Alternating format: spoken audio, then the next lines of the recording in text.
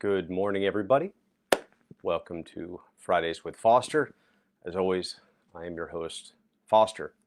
So I'm a little bit bummed about the coffee situation, although it's funny, somebody was mentioning how they liked watching Coffee with Foster, which I actually think I like that name better.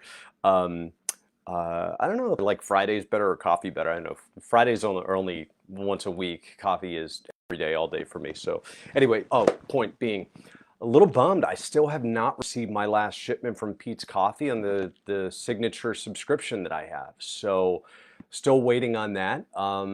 It's I think in my opinion, it's about almost 2 weeks late. So if you're keeping score, I had one Cafecito de Cuba, and that's what I'm drinking today. I actually put a little agave in it though for, I guess, a little extra sugar jolt. And that's strong. I am going to say one thing though. So I've always been one to think, jet fuel, strong coffee, that strong tasting coffee is the best. And if you remember from my intro to Fridays with Foster, I talked about the difference between high caffeine content in coffee and coffee or espresso, and the deep, rich, dark flavor. And so the darker the coffee, the less caffeine. So this last time I purchased and of course I don't even remember what it is right now. I got a free sleeve when I purchased my last Nespresso, and I love it. It's some kind of a lungo. I'll have to check it out. But anyway, and I checked on the scale as I was ordering, and it was like a 4. The Cafecito de Cuba is a 10. The Napoli, the one that I normally drink, it's an 11. So right away, I don't know why I was thinking that it's less than, or I don't know, not standing up to my strong coffee self, but I'll tell you, it's really flipping good. So what I did is actually yesterday, I think I ordered, I don't know, I think 10 sleeves of all these different ones that I wouldn't normally drink and that I don't think I've actually tried, because they're not, 8, 9, 10, or 11, and it's still not a measure of the strength. It's the strength of the taste, not the strength of the caffeine. So I just thought that's interesting, and it's the Voltaire quote keeps coming into mind: is what is madness? It's making erroneous perceptions and reasoning correctly from them. And my erroneous perception is that I've got to have bold, strong tasting coffee in order to really enjoy it, and that's obviously a lie. So at 47, I'm still learning. Hiring. So a lot of people are having problems and have had problems when it comes to hiring, having the right people on their team, et cetera, et cetera. Stephen Covey talks about getting the right people on the bus, which is a cliche that's used often. The right seats on the bus, et cetera. People get really upset. The question is your company one that is deserving of high grade talent? So as always, we start with a few quotes, which I love. First of all, Peter Drucker, a well-known quote from him is, "Culture eats strategy for breakfast." So it's the culture of you and your people in the company that's actually going to measure success for you and build out that success. Red Adair, who is actually an American oil well firefighter, has this wonderful quote, and I'm assuming, I haven't delved deep into the research, but I'm assuming this quote is his. If you think it's expensive to hire a professional, wait till you hire an amateur. And a lot of people, when they're hiring, they hire people that they know are not the right fit, but they're kind of a warm body. So they say, oh, it's better than nobody or nobody. And it actually is not. We'll talk a little bit about that in a minute. And then a great quote by Kevin Donaldson: hiring the wrong people is the fastest way to undermine an otherwise, I added that, sustainable business. So you can have a great model, a wonderful business, a great product, but if you're hiring the wrong people, you're going to undermine that success. I always tell my clients, when we're hiring, we hire for attitude and we train for aptitude. Obviously, to get into a position, you have to have a base level skill set. But beyond that, it's the attitude and fitting into the culture of the company that's most important. So, okay, Foster, you're going on and on about this hiring, and we know it's a problem. Let's talk about why it's so important to talk about. Talk about why it's important to talk about. Sure. So, the average cost, the U.S. Department of Labor determined the average cost of a bad hire is up to 30% of their annual salary. Okay, that's average. Now, there's a couple other numbers I want to throw out at you. Career Builder put the average out at a bad hire costs an average of $14,900 for a bad hire, for somebody who's not adding to your team, right? But there's an even bigger number. Of course, I like the big numbers. I mean, anything that supports your view, right? But the CEO of Link Humans put the average cost as high as $240,000, depending on the position, obviously. Well, let's talk about that for a second. Why? How? Where do you come up with that number? It's a big number. Okay, well, first we have what? If it's a really bad hire, you have a low productivity. So you're already losing money potentially on paying them more than they're producing. If you have a C or a D grade player, you can lose clients, which figures into that 240. That's the cost, right? It's not the check you write, it's the cost of hiring the wrong person. If it's the wrong individual, you have increased supervision required for that individual. So it's a lower productivity for the supervisor. Instead of doing his thing, he or she have to overly supervise that individual.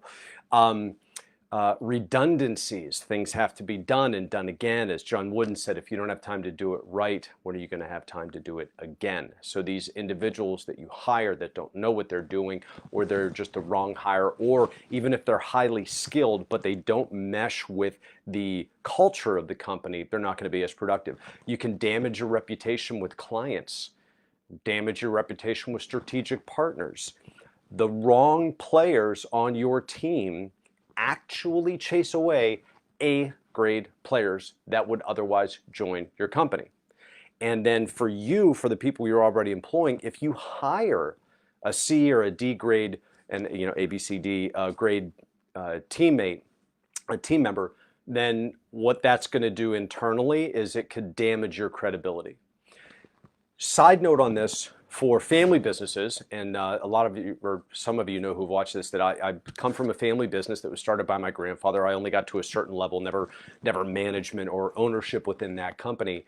But from that experience, I have seen where, not necessarily with me, because I think I was younger, so I wasn't really given any kind of a position for power, but with a lot of family businesses that I work with, sometimes they'll create positions to support a family member to a point, and not necessarily make sure that that position is 100% necessary or that person is 100% qualified for that. So nepotism can be really dangerous, especially when it comes down to credibility. It's hard enough having your last name on the company, which I did. I mean, you have to work twice as hard for half the recognition, if that, and everybody's always watching everything you say and do. So it's hard enough. If you're not really doing the right thing, it's going to damage your credibility as an owner for making the decision for the hire that you have, especially if it's a family member. Okay, so do you have a culture statement that you live by? Is it just something that's up on the wall? Or a lot of times people don't have a culture statement. They have a mission statement, awesome. They have a vision statement, awesome. But they don't really have a culture statement. And a culture statement means, what is our community like? What is our environment like? And if you're going to use words like fun, please make it actually be fun. Don't try and pretend to create fun for pictures and things like that you're trying to make happen within the organization. And then when somebody actually shows up, they're like, wow, you people don't really like each other too much. It's pretty obvious you don't really enjoy each other's company, right? So I think it's important to to just pause and look at the culture that you really want to establish. Whether or not you are intentionally guiding a written culture, you are building a culture in your company. It may not be a culture of trust. It may not be a culture of enjoyment, right?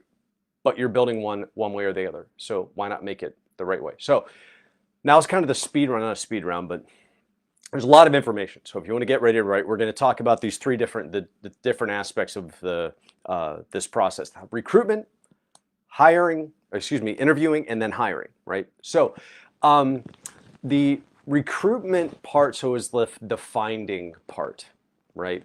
The interview aspect is the deselection, and the hiring aspect is the onboarding, right?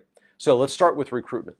So with recruitment, there's many different ways you can do it. You can use headhunters, you can use staffing agencies. Make sure they're a fit for you, because sometimes they're not.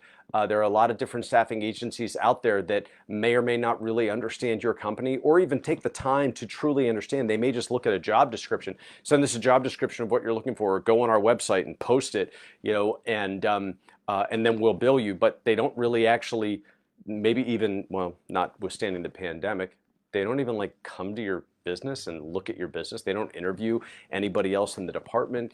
They don't know what you all do and know the reality of your business. You probably want to do a competitive analysis in the recruitment phase or before the recruitment phase, just to look at the benefits packages. What are we paying? What are the benefits of working here, maybe outside of simply regular pay and healthcare and some of the more measurables? Maybe there's time off. Maybe you're willing to pay for different aspects of their education and development. Maybe there is an actual chart showing upward development and career growth in the company. A lot of businesses don't have that. It's, yeah, someday, which is a great one. Someday, you stick around, kid. Someday, something's going to happen. When I get carried out of here feet first, somebody's going to have to take my place in 20 years. Why would anybody want to stick around with that, right? So there's also the recruitment bonuses you can have for people that are in your business. So when they bring somebody on after 90 days, if they're a win, you give them a $500,000 payout, and that's, thanking them for bringing the right people in. And just be careful though, if you have a C grade player that you're employing, they're most likely going to bring in another C grade player or lower. It's very rare that C's will bring in A's, because A's know better than to listen to C's from an employment standpoint.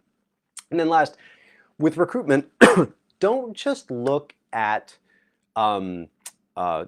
websites and places where people are searching for jobs, right? I'm not saying that you should go and cherry pick into your competitors necessarily, but there are ways that you can do some targeted marketing, which is really what this is. It's targeted marketing in this process, that you're really creating a story for people to come and work for you.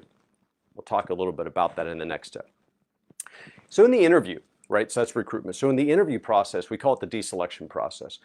Now, I work with my clients on what we use is called a 4-hour hire. So a 4-hour hire means that start to finish per position, it should take you 4 hours to hire for a position, not 15 half-hour interviews plus all the time to go through resumes plus blah, blah, blah, blah, blah, only to get the wrong person. So first step kind of crosses back over into recruitment a little bit. The first step is to create a marketing ad, right? Please don't make an ad that says now hiring. I mean, wherever you are looking, there's probably a chance that they would understand, if they're smart enough, that this is an ad that is hiring. So the question is, how do you represent the culture of your company in that way? Now hiring. Are you, that's a great question, are you a talented, excited bookkeeper who's been looking for a company that appreciates the way you follow the rules, right? A bookkeeper that actually is in that mindset, they're going to jump on that, okay? The important thing though is that you want to differentiate this position. This is the beginning of the deselection process. How hard is it to send in a resume? Listen, I could apply for a neurosurgeon job today if I wanted to. All I have to do is find it, press click, Maybe I'd have to upload a doc or something like that, but I could definitely stuff the system in general. It's not really that hard for people to actually apply for a position. So what we want to do is we want to make them earn it. So you don't, in this ad, in the step one of this hiring process, you don't actually put an email for a resume. They cannot send a resume in at this point. What you do is you set up a phone number. The phone number dead ends to a voicemail.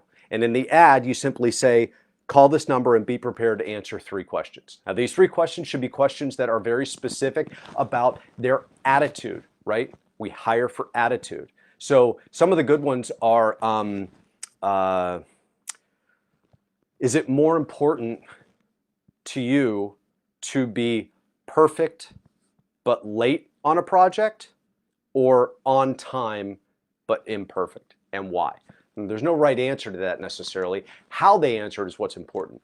You're going to get a couple different things. You're going to get people calling and then listening to the questions and hanging up and calling back. And then you're going to get people that in the deselection process, they're going to call and that's it. And they're going to be like, I'm not answering these. This is stupid.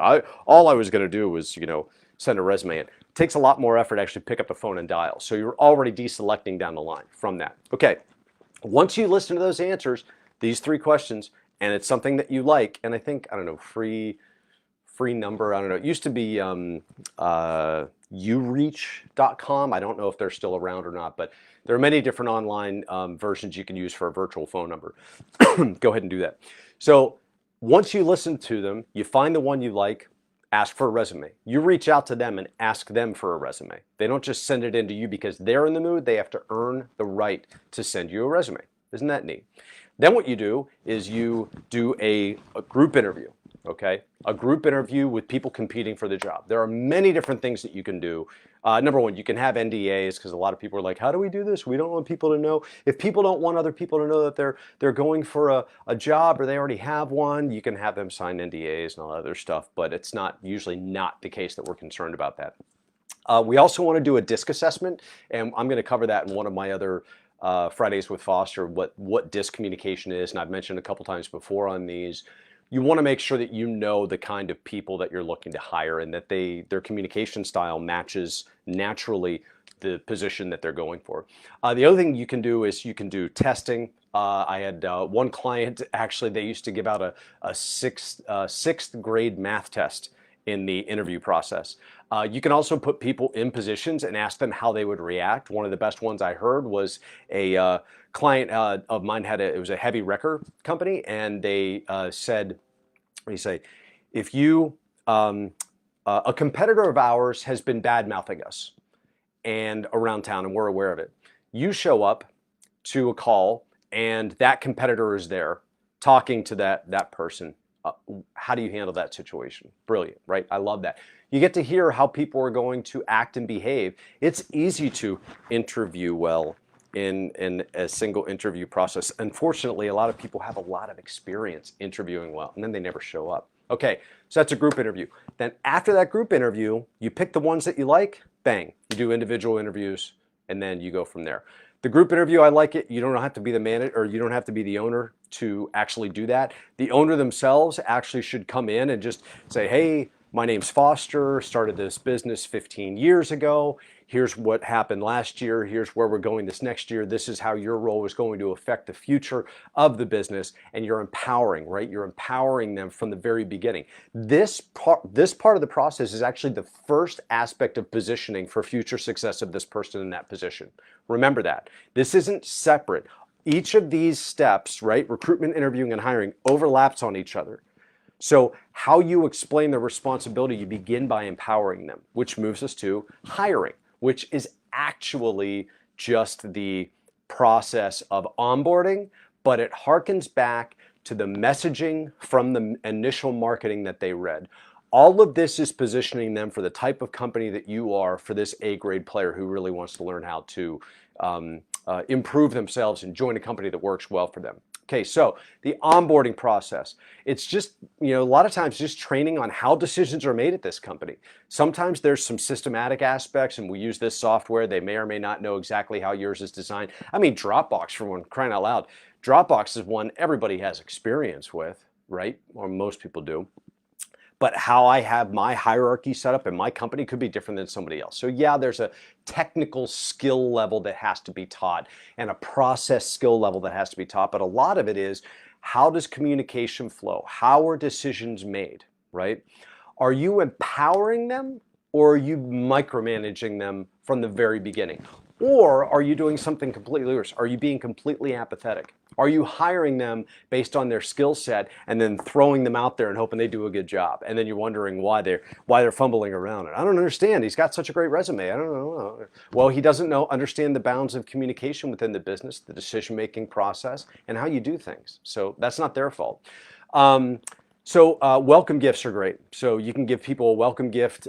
We like to have, with our clients, we like to fill out a sheet that is a getting to know you form. So we find out where they like to eat, who's their favorite team, NFL or college, etc.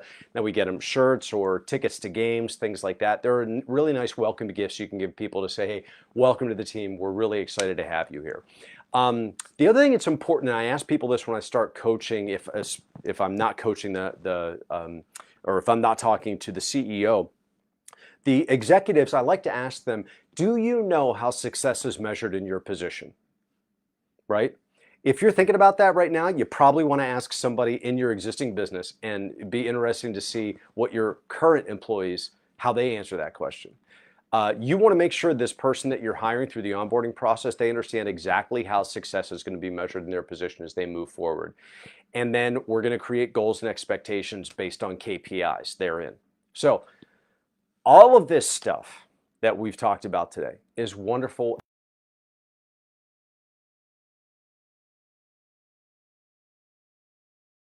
Going to attract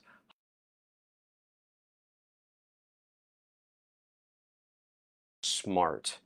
They know when people are being authentic, and they know when you're standing for something that you say you stand for. So you want to make sure to send out the message from the very beginning of the relationship, who you are as a company, how you operate, and what's important to you. And that is how you ensure the recruitment, interviewing, and hiring of a successful team. So have a great week. If you have any questions or want some examples or want to give me some examples, send a note out to me. I love reading about success stories, as well as, some headaches from hiring and things like that. But I'm happy to answer any questions, and hopefully everybody has a great Friday and a great remainder to your weekend. Thanks, and have a great day.